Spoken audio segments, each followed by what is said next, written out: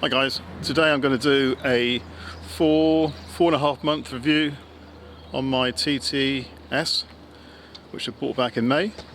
I've had the car for a bit of time now, and it's now got to the stage whereby I can kind of comment on some of the features which really work well and those that kind of really work badly, of which there aren't that many, to be quite honest with you. But anyway, I'll get on with the video and we'll see where we go with it. But generally speaking, it's been a great car, and you'll see exactly what I'm talking about.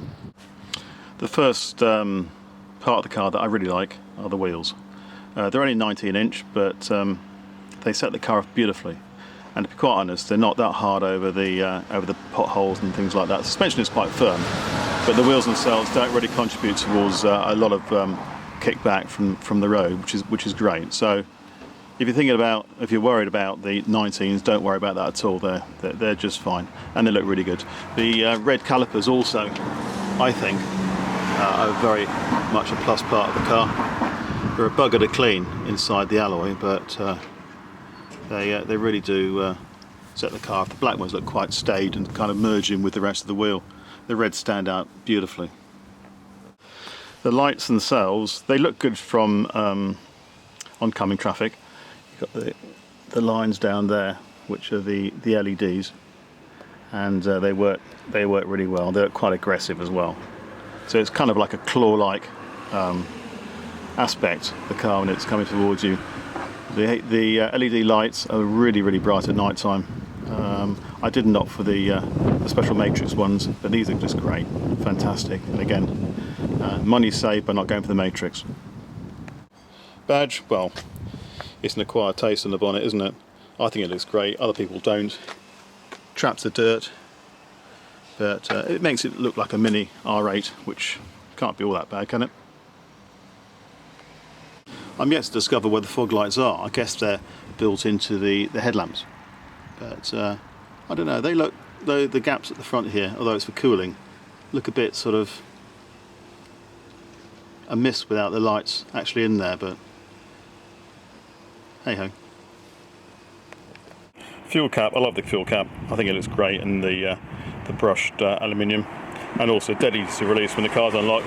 Push that, and it opens that when there's no cap underneath to have to fiddle with to undo while you're at the pumps. So that's a great part of the car.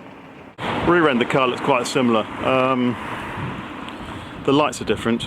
The rear lights are different. They're more angular, but the basic rear window appears to be very similar to the Mark II. Not a great fan of the back.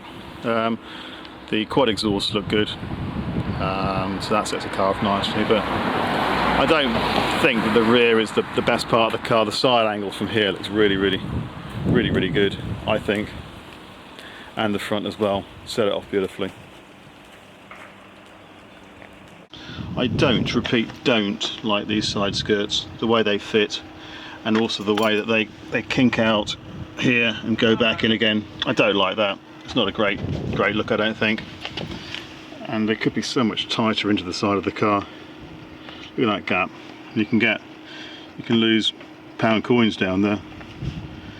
So that's not a great part of the car, I don't think.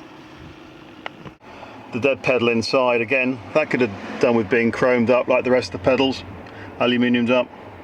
It's just a piece of plastic, when I don't kind of think on a car costing 40 odd grand that's a very good look, and they could have done slightly more about that. We still have the problem in the boot, whereby when you open the boot up, the tailgate rather, under rainy conditions, the rain drips down. You can see it there, dripping down there, and with enough rain it actually drips into the actual interior of the car as well. Again, that's not particularly brilliant. It happened on the Mark II. There's no reason at all why they couldn't have sorted it out for the Mark III, I don't think.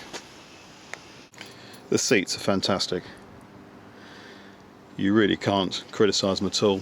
I've got mine in black. I've seen other cars with the red seats, and in hindsight I probably would have gone for the red seats, but I didn't have big enough kahunas to opt for that in case I didn't like it. But black's nice. Makes it look a bit sombre inside, I guess. But it's a nice seat, especially with the stitching in the middle as well. That's really nice. It doesn't suit the Alcantara, I don't think. to have that the felted Alcantara in there, along with the leather, with this type of stitching. Just doesn't look right. But the seats are brilliant, and they've also got the lumbar support as well, standard on the car, which is great for long drives. The Bang & Olufsen sound system is the best I've heard as a standard fit in any car. It's absolutely brilliant, and well worth the money when it's incorporated into the pack. Brilliant.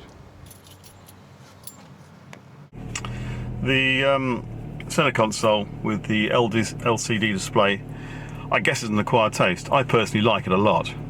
I know some people like the traditional type of instrumentation, but for me this is just brilliant. And I love the way you can change the view around as well on the car. So you've got the small dials, you've got the centre dials. I think it's brilliant. I did not for the Black view for your safe driving. Navigation system. Starting normal recording. I didn't think it was worthwhile, so I saved myself a raft of money on that. I've got an iPhone which works perfectly well inside the car and cuts out the volume to the stereo when it cuts in, so that works very, very well for me. The MMI system, well, what can I say?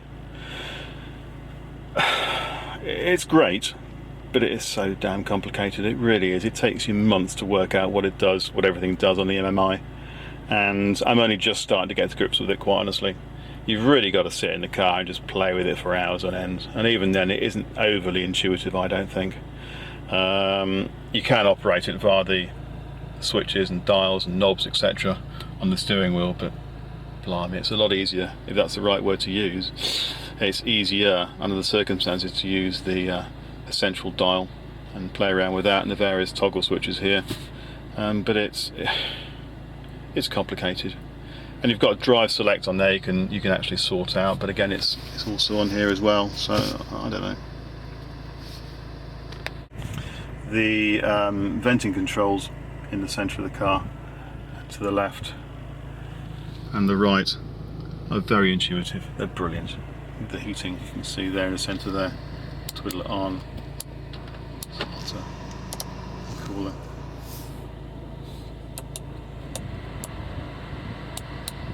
So I think they're brilliant. Air conditioning, again, so simple. Button push on, button push off. Recirculation here. Button push on, button push off. And the heated seats, I mean, crikey. Full blast, 2, 1, off. I mean, that is so great. I don't know why more manufacturers don't adopt that. It looks neat, it looks good, it looks modern, and that's a real plus part of the car, I think. S-tronic gearbox, I think it's pretty good, quite honestly. A lot of people rave about it and say that it's lightning quick shifts. I've got it set to individual in the drive select, and I've matched it up with the dynamic gear changings and a lot of other features. And in dynamic, it's quick. Sometimes it's a bit slow to downshift. It's a good box. It's a good box, and if you've got to the stage in life where you really don't want to be rowing the gearbox, then you can't go far wrong with it. But I thought it was going to be a little bit quicker. What this is all about, I don't know. Basically what it gives you there is volume control for your radio or your music or whatever. Shuttling backwards and forwards on the buttons as well. I don't know why they've got it there. I mean, quite honestly, you've got the same thing built into the MMI. Why the hell would you have something like that there? It just looks out of place and a bit of an add-on. Storage is pretty good. You've got a nice leather covered centre armrest which doubles up as the storage cubby hole with your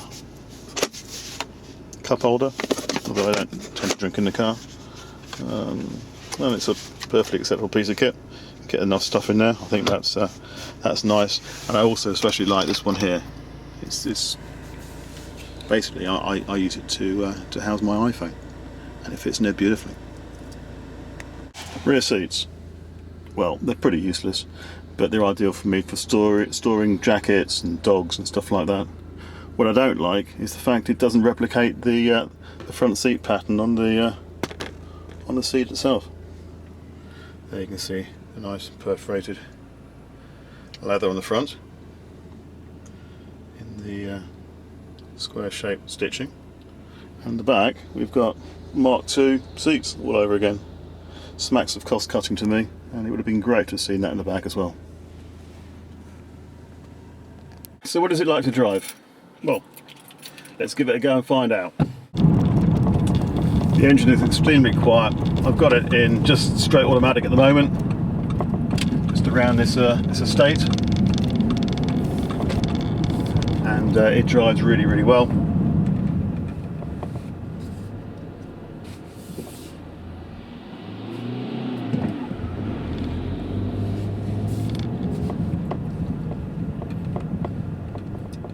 Steering is just the right sort of weight in dynamic mode. It does make a noticeable difference when you put it into in dynamic mode with the steering, which is nice. And the gear changes are also a lot quicker when you use it in the manual mode too. I'll show you how that works once we get out on the on an open bit of road where I can actually crank her up a little bit. Okay, so just driving on these small roads along here, gear change is crisp, there's not a lot of interior road noise. Doing 35 miles an hour at the moment in automatic, and yeah, it runs really well. It's very easy, because it is so quiet inside the car, to exceed the speed limit. It really is, especially with 310 brake horsepower on tap. It's ludicrously easy. One thing I haven't done is to turn up the artificial interior engine noise. It's an artificially generated noise which gets amplified by the steering wheel, by the windscreen I should say, and I can't see the point now, quite honestly. It's just too false for me. Right, approaching the junction. It'll go into stop-start mode. Yeah, we've now gone into stop-start mode, which is fine. I thought I wouldn't like it, but quite honestly, it works pretty well. There we go. Get out at last. Right, switching into full manual mode now. So we're in third gear, about 74 degrees oil temperature. I normally let it get up to 90 before I start giving it any billy squirt.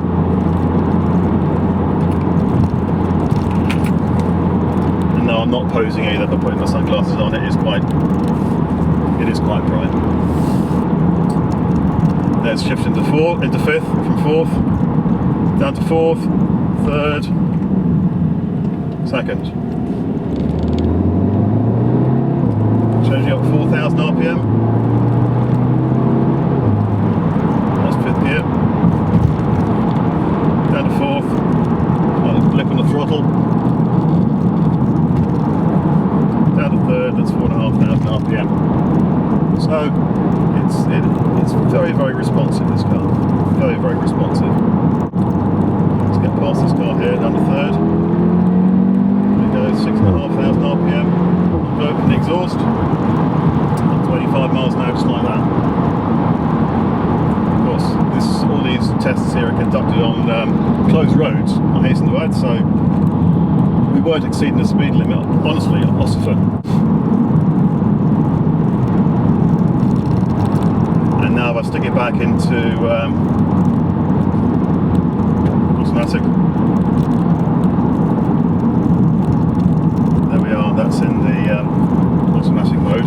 I can go into the individual modes here, and if I stick it in comfort, it's rather efficiency, which is my least favourite mode. It's now in efficiency. It goes to the highest gear. It's got E6 on the console, and this is supposed to save you, make the car more efficient, obviously. It's why it's called efficiency mode,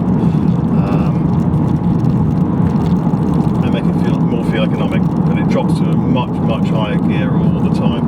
And when you take your foot off the accelerator, it's quite disconcerting. It kind of freewheels. The revs drop to 800 RPM. The E comes up on the dashboard below the speed you're doing, and you're in free wheel mode, which I guess saves fuel. I don't know. I always thought that when you took your foot off the accelerator when you had a fuel injected car, that automatically cut the fuel anyway, but what do I know? And then when you put your foot back on again, there's a hesitation and it goes. So off the gas, back to E mode, revs drop to 800, put your foot back on, now it's going. I don't know, it's not for me. So I tend to put it in individual mode rather, with all the presets set to dynamic apart from the ride suspension, which I put in comfort, because I basically don't like a firm ride on the road, and the firm ride on this is firm. Trust me when I say it's firm. So there we go. The gearbox has also dropped down to sport. It's got S on the dashboard. It says S5, meaning it's the sport mode in 5th gear. And it's far more eager to drop the gear and go for it. And it holds the gears as well really well. Now it's gone to 5th, now 6th. So that's a great mode to be in, the sport mode automatic. But like I say, I prefer to leave it in the manual mode. Makes driving kind of more involving.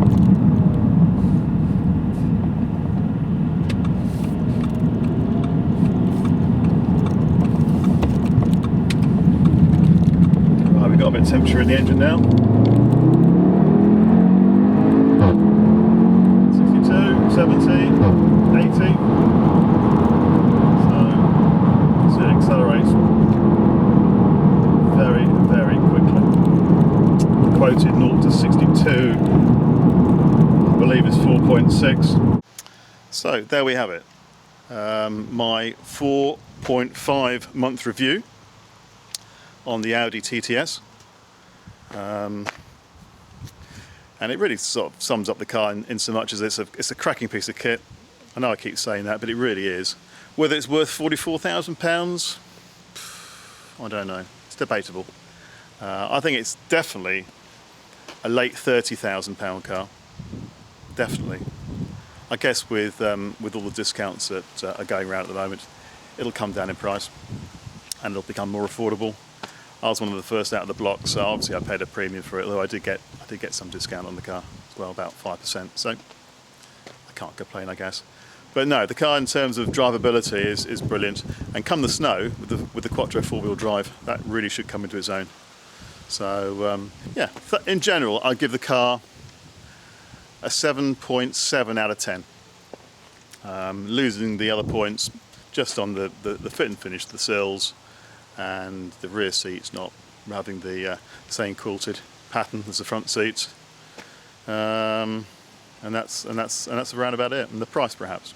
So yeah. Anyway, thanks for watching, and I'll do the next video on this on the TTS, which will be the launch control video comparing various modes on that. Okay, thanks for watching.